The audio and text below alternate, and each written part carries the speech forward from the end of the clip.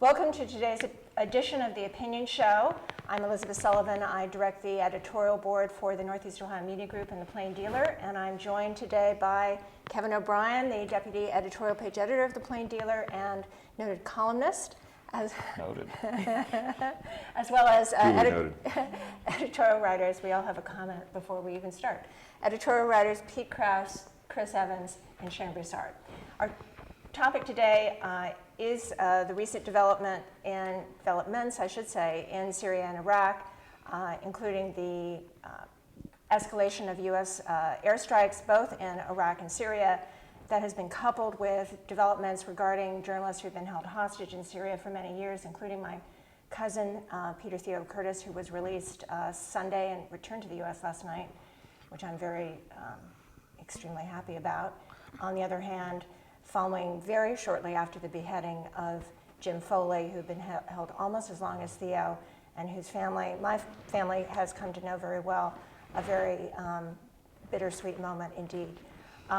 We are, however, wanting to talk about kind of the larger issues here of these new terrorist threats essentially coming out of Syria and parts of Iraq, a new swamp, if you will, for the development of terrorism, as well as, what should be the U.S. response? Is there a larger regional threat we should be worried about? And how should we deal with the remaining hostages in Syria? So that's what we're here to talk about. I'm going to actually start with Pete, because you had some thoughts about this yesterday when we were discussing the topic. Well, I think the thing that came to my mind, and I think is of foremost in the minds of U.S. policymakers, is the number of Westerners who have been identified as being part of the Islamic State, a number of British, a number of Americans. I think I read where 500 different countries have sent people to this part of the Middle East and are part of this Islamic State, which I think is comprised of some 12,000 Muslims, and they have a very radical view, obviously, and they're very extreme and they're very vile in the way they carry things out. I think there's a lot of concern that some of these folks are going to ultimately come back to their homelands and the United States in particular, and who knows what kind of damage or terrorism that they may want to inflict. So I saw that's one of the aspects of this that I think is very troubling. And obviously, the president is going to have to do something, and other countries hopefully will assist. Likely it's going to be airstrikes in Syria to really go after this group. Well, in fact, we're already, bombing them, and in Iraq, but not in Syria. Well, they have already begun talking about that. Right. But I'm sorry, I misunderstood what you said. The fact is, though, that we haven't actually declared, war against the Islamic State. We've merely said that these airstrikes are to protect certain U.S. interests and to prevent genocide, for the most part. But I do think, just relating to what you said about the recruitment of Westerners, this is something actually that Al-Qaeda did under bin Laden. That was a high priority for him because of the interest in going after us. For the most part, the franchises of Al-Qaeda that have arisen since Al-Qaeda's top leadership itself was decimated have been much more regional in their focus. So one of the interesting things about the Islamic State is that they, at the time that they beheaded Jim Foley, they specifically said they were going after Americans everywhere, which is a bin Laden line from quite some time ago in Afghanistan. And we see potentially these parallels between Syria now and Afghanistan then, and Afghanistan then led to 9/11. So, I mean, it is something that I think we need to be concerned about. We're dealing with the same strain of radical Islam that, yes, has existed for some time, and it continues to resurface. And when it does, it's wicked in the way they. Well, it's barbaric. I mean, watching the beheading of James Foley. I mean, it was heartless. Did you actually watch it? Because I think that falls into their intention to watch it, and I would not think that was something you should do. Well, and I wish I hadn't actually afterwards, but again, what it resonated with me was you understand why they're called terrorist groups. I mean, that's what they market in as terror, and that's what that video elicited. It was an inhuman, barbaric act that, to me, in terms of whatever ideology or whatever's driving the conflict, had nothing to do with it. Nothing to do with it. Kevin, what's your perspective on where we should go on this? Well, I don't think the bombing is effective for us. I think it may be effective for forces on the ground that we're trying to help. But unless you have people present on the ground, you're really not going to roll these people up and effectively corral them. We're not going there. The American people are just simply not going to sit still for going back into Iraq with ground troops. So this is the half a loaf thing that the administration can do. And I have no problem with it. I have no problem with them aiding the people who are right now under the gun of ISIS. But let's not kid ourselves that this is an effective strategy for anything going forward. And I think the key it'll take decades and decades to defeat them if they're ever defeated. But the key to at least making inroads toward that has to be the development of much better intelligence capabilities than we have now, human intelligence capabilities. And really, there may be, if there is a silver lining to this idea that that there are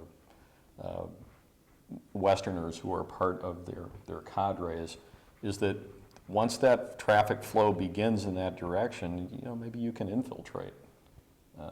Maybe you can get your people into their decision loop and see what you can mine from that and try to anticipate what they do and defeat them that way. If that hasn't already happened. And I'm I sure would it hope has. that it Yeah. has. Right. Well, they So I just want to mention quickly that we have to keep in mind that the reason that ISIS, or Islamic State as they're now being called, was able to roll in so quickly into Iraq is that the Sunni population there was completely disillusioned with the central government, and that actually, if you roll back the tape a little bit, you would see that one of the big mistakes when we went into Iraq in 2003 was to essentially decide that all the Sunnis were our enemies and to push them out of their positions.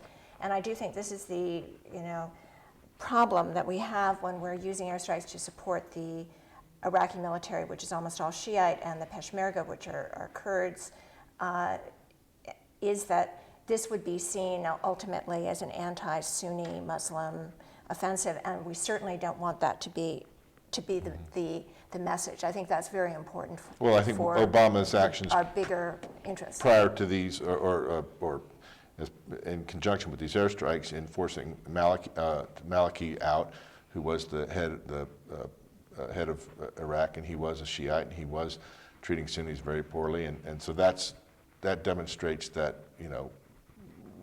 we would like to resolve that issue.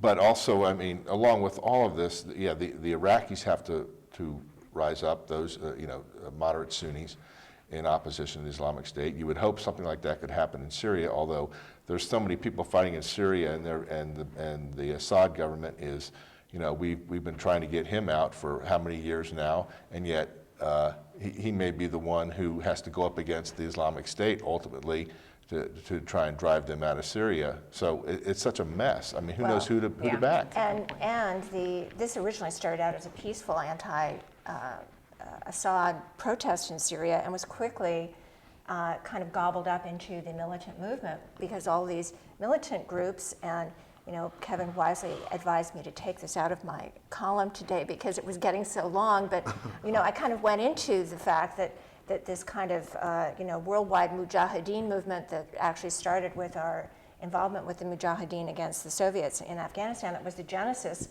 then of Al-Qaeda. They grew out of that, and ever since then there's been this tide of mujahideen flowing from one conflict to another, and really they really sucked this civilian aspect out of that conflict and have turned it into pit that it is. The- We haven't heard from Sharon on this yet. I'm sorry. I'm not sure. closing this sentence. Kevin, I thought Kevin had a really good point about the lack of human intelligence. I mean, there was apparently a rescue effort that would arrive because when they, blasted through the doors, the hostages weren't there. They happened, I guess, a couple of days ago or something like that. So that's pretty critical.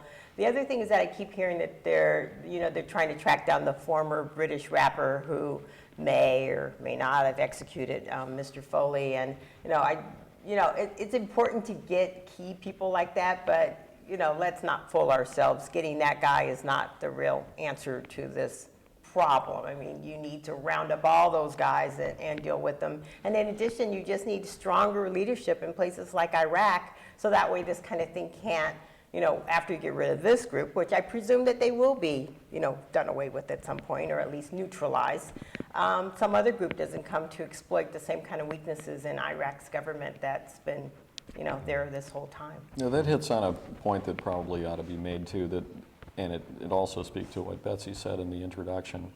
You don't declare war against a group like this because they're so amorphous. You can't pin them down. You don't really know who they are. And so our tendency has been, or our policy has been, to treat incidents like the Foley incident as crimes and to treat the people who perpetrate them as criminals, when in fact, it is a war. It's a global war, and they're soldiers. They are, they're combatants in this war, even though they don't dress in uniforms and look like we, the classic depiction of a soldier. That's really what we're dealing with here. And if we try to keep in this mindset that it's a criminal act, and that's all it is, then I think we put ourselves at a huge disadvantage. It leads us to not fight with all the resources that we would have. But I wonder, do you think, I don't think it's being treated just as a criminal act. I think I it's think being he means, seen. though, I see his point in that, when you start focusing on the executioner, quote unquote, Right. who has tons of people behind him. I mean, he didn't just say, grab a guy off the street and just, do this. I mean, it's Right. pretty clear he's the arm of an armed organization that wants to foment terrorism and trouble and stuff like that, and that you just can't treat it as an isolated case. So Although I do agree. clearly this is an attempt to discourage other, Brits from joining the cause, that you will be held liable criminally for your actions. And I do think that while I take your point that there's a larger national security problem here, nonetheless, our decision to declare essentially war on militant Islam after 9/11, instead of simply going after the Al-Qaeda leadership, allowing that effort to be broadened to include Saddam Hussein and others, really actually, I think, hurt our cause. It radicalized a lot of young men in the Arab world, and it didn't advance our interests of making the homeland more secure. In my view. I would bought agree. that, though. I would agree. I mean, clearly that was a mistake, but you can't go back now and change history. So we deal with what we have in front of us now. But the other thing is, too, is and I don't want to make this sound like George Bush. You said, either you're with us or you're against us, or whatever it was he said. But it can't just be the U.S. government or the British government or public officials who express outrage. The world has to see this as a threat to everybody. Yeah. And I do want to point out that there in the U.S. there's the Council on American Islamic Relations, and they came out after this beheading of James Foley, and they expressed their horror in no uncertain terms. So it's going to take everybody, I think, to realize that this is a threat, and we all have to be united against it. It can't just be leadership saying, it's got to be the people who express their outrage and keep their eyes and ears open at all times for things that may reflect problems associated with this. But on the other hand, if you look at Syria, who is the group that we can kind of put our worth support? supporting. Correct. Right. And Yeah. there really isn't anybody. I mean, I heard from members of the Cleveland, Syrian community here, who many of them, support Bashar Assad because he's been very protective of minority groups in Syria who are very threatened by an Islamic State or even an al-Nusra or some of the other Sunni groups. But on the other hand, the UN just issued a report that was very condemnatory of him, accused him of using chemical weapons, of engaging in terrible acts against civilian populations. And so, I mean, really, when you look at I know there's a big sort of civic life there. There were, it was in some ways a secular state for many years, and yet that voice of moderation does not exist in any way at all today because it's all armed conflict. And that's really the problem. Yeah. I think in a case like that, we have to be for what we're for. Instead of looking for someone who sort of comes close to what we think the ideal would be, because we're not going to get that in a lot of places where Islam is the dominant religion in the country. How about radical Islam and not all Islam? No, because the crazy stuff. that's a different show, probably. But I mean, Islam is a political system as well as a religion, and so it influences how governments are run and how people are governed and that sort of thing. Yeah, but there's moderate Islam, and then there are fundamentalists who believe that you should grow a beard and I should wear, something. Yes. What I was headed toward, though, was that I think we have to keep our eye on our own values and our belief system, which is about individual freedom and giving people the ability to live their lives the best way they feel they can. And whoever does not promote that or share that belief is someone that we have to be worried about. And perhaps, finding a way to end the violence so that the civic, nonviolent, moderate voices can rise again and be heard in Syria. Well, we are out of time. I really appreciate all of your perspectives. Thank you very much, and thank you for listening. We'd like to hear your comments in the comment section when you view this online, and thank you very much.